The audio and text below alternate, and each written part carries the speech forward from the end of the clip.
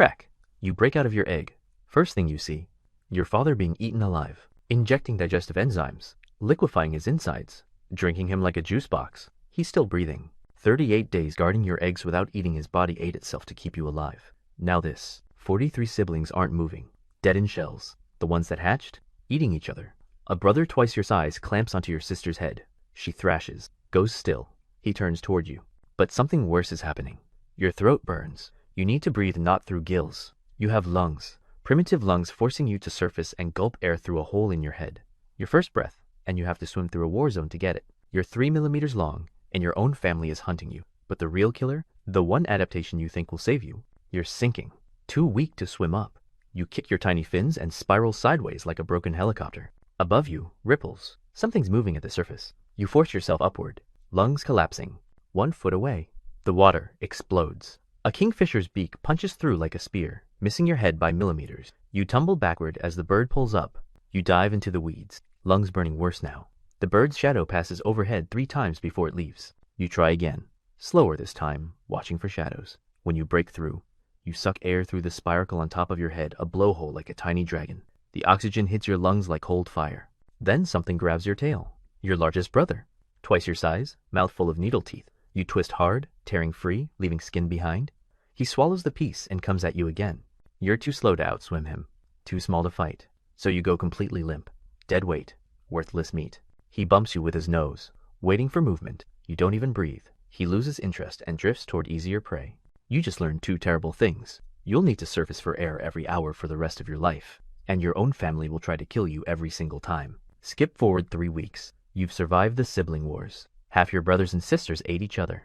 The other half got picked off by predators. You made it because you learned to stay small, stay hidden, and time your surface breaths for when nothing's watching. But now, something's changing. Your skin is hardening. You think this is good. It's not. The scales make you heavy. You're sinking faster between breaths. Swimming to surface now takes twice as long, burns twice the energy. And you're slower, way slower. The smooth, fast larvae you used to hunt, they blast away before you can even get close. You're stuck eating bugs, termites, ants that fell in the water. A swarm of mayfly nymphs erupts from the mud, hundreds of them molting at once. Every predator in the pool is converging. You swim toward the chaos, mouth open. Your armor catches the current wrong. You tumble sideways, overcorrect, slam into a rock. By the time you steady yourself, a juvenile tilapia has vacuumed up 30 nymphs in 3 seconds. A small catfish gets another 20. You manage to catch 2 before the swarm scatters. 2 insects, while fish half your size caught 15 times that much. That's when you smell blood, fresh blood, close by. Your terrible eyesight, just dark blobs and shadows, can't tell you what it is, but your nose leads you straight to it. An African lungfish is trapped in the shallows, not dead, but stuck, shedding its old skin in huge translucent sheets. The process leaves it blind and helpless for 20 minutes, bits of tissue floating everywhere. You swim closer. The lungfish is 10 times your size, but can't see you coming. You tear off a piece of floating skin. It's not meat, but it's protein. You're swallowing your second bite when the water goes black. Above you, an African tigerfish, 2 feet long, interlocking teeth that look like broken glass. It doesn't look at the lungfish. It's looking at you. You freeze. The tigerfish circles once. Its teeth are designed so prey can't escape. They angle backward, deeper into the mouth. 1 bite and you're done. But your armor's hard enough now that you might damage its mouth. The tigerfish is doing the math. Is this crunchy little thing worth the risk? It decides no. Swims away into deeper water. You survived because you're too annoying to eat. That's your defense. Not too dangerous. Not too fast. Too much work. You go back to tearing off skin scraps, knowing that every advantage you develop comes with a cost that makes survival harder. Skip forward 6 weeks. You're 13 millimeters now, covered in full armor. Your lungs are completely developed. You can hold your breath for almost an hour. You think you've finally got an edge. Fish without lungs are dying in the shallow pools where oxygen is low. But you're fine. You surface, breathe, dive back down. You're cruising along the bottom when you spot real prey. A small minnow, injured, struggling to swim straight. You creep forward, using the rocks as cover. This time you're close enough. You open your mouth, create suction, and snap. The minnow's gone. First clean kill in weeks. You feel unstoppable. Then you need another breath. You swim up, watching for shadows like always. The surface is clear. You tilt your head up, spiracle breaking through. Crack. Pain explodes through your back. A kingfisher's beak has punched through your armor, through your scales, into your muscle. The bird tries to lift you out, but you're too heavy. It yanks its beak free, and you drop. You sink like a stone, blood trailing behind you. The hole in your back doesn't close, can't close. Ganoid scales don't heal. That wound is permanent. You're going to carry this hole for the rest of your life. But worse, you're still sinking. And you still need to breathe. Your lungs are screaming. The hole in your back is leaking blood. You have two choices: drown down here in safety, or surface again where the kingfisher is definitely still waiting.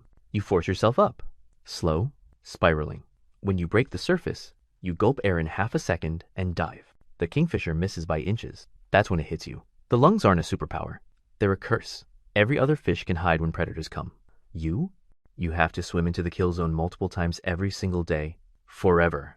Your species spent 400 million years evolving this system, and all it did was paint a target on your back. You're trapped in a cycle you can't escape. Breathe and risk death. Or don't breathe and die anyway. Skip forward 6 months. You've grown to 6 inches, covered in scars that never healed. Your armor has cracks. Your fins have chunks missing. Every close call leaves permanent damage. The dry season is starting. The river is shrinking into separated pools. Fish are getting packed tighter. Less space, less oxygen, more predators. You're in a pool the size of a bathtub with 30 other fish. The water tastes metallic. Your gills can't pull any oxygen from it. You have to surface breathe now, every 20 minutes. But there's a heron standing in the shallows, motionless. It's been there for 6 hours. It knows air breathers have to surface eventually. You've held your breath for 43 minutes. Your lungs are cramping. Your vision is blurring. The heron hasn't moved. You can't wait anymore. You drift up slowly. When your spiracle breaks the surface, you're ready to dive instantly. The heron's beak slams down. You twist sideways and it misses your head, but catches your side. The beak pierces your armor another permanent crack and lifts you halfway out of the water. You do something desperate. You go completely limp, exactly like you did as a larva. Dead weight. The heron adjusts its grip, and in that half second, you thrash hard. You tear free, hit the water, dive into the mud and bury yourself. The heron stabs the mud 4 times trying to find you. You hold your breath.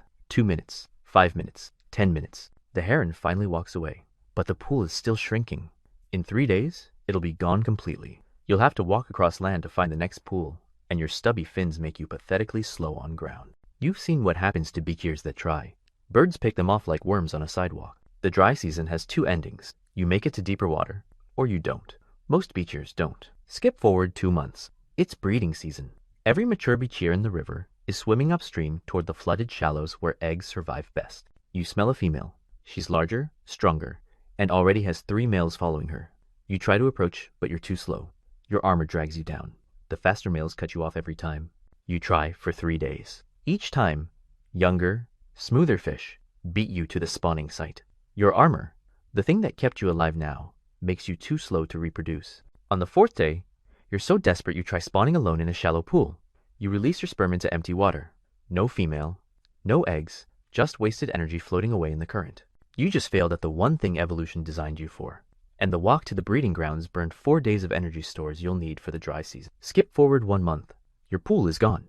Just cracked mud and dead fish. You plant your pectoral fins in the mud and start walking, dragging yourself forward using your fins as crutches while your body rides like a snake. You move 5 feet per hour. The next pool is 300 yards away. This is going to take you 60 hours. You're doing it during the hottest part of the day because nighttime is when leopards hunt the riverbanks. Your armor that saved you underwater is now cooking you alive. The sun is baking your scales. You need moisture constantly or your gills will seal shut. You pause every 10 feet, gasping, overheating. A shape moves overhead. You freeze. Giant kingfisher, 30 centimeters long, the largest in Africa. It spots you instantly. You're a dark shape on pale mud, completely exposed. The bird drops from its perch and glides toward you. You can't run, can't hide. Your fins are locked in walking position. The kingfisher lands 5 feet away, tilts its head, studying you. Then something else moves. A martial eagle, wingspan 6 feet, drops from 200 meters up. It's not after you, it's after the kingfisher. The smaller bird shrieks and bolts. The eagle doesn't even look at you, flies off chasing better prey. You keep walking. 20 hours later, you're halfway to the pool. Your fins are torn, your scales are cracked, you're covered in dust. That's when you hear it, rumbling, deep, getting closer. You don't know what it is. It's coming from upstream, the direction you came from. The dry riverbed behind you is still empty, just cracked earth and dead vegetation. Then you see it, a wall of water, 10 feet tall, exploding down the empty riverbed like a tsunami. The Manantali Dam upstream just opened its floodgates controlled release to manage water level. They do this without warning.